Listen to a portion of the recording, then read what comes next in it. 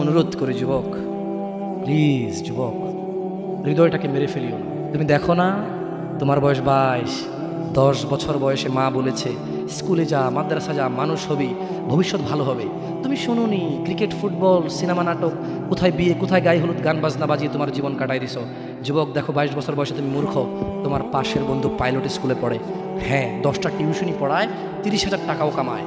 হ্যাঁ, তুমি যাকে বিয়ের প্রস্তাব দিচ্ছ কেউ রাজি নাই, ওর জন্য 5টা ঘর আসে, ওর মা বলছে এখনো ছোট, আরো পড়াশোনা করুক, আর তুমি বিয়ের জন্য হন্য হয়ে খুঁজতেছো। কোনো রিক্সাওয়ালাও তোমাকে মেয়ে দিতে রাজি। তুমি দেখো 10 বছর 15 বছর বয়সে যদি মায়ের ওই কথা মেনে নিতা, তাহলে তুমি আজকে উপকৃত থাকতা।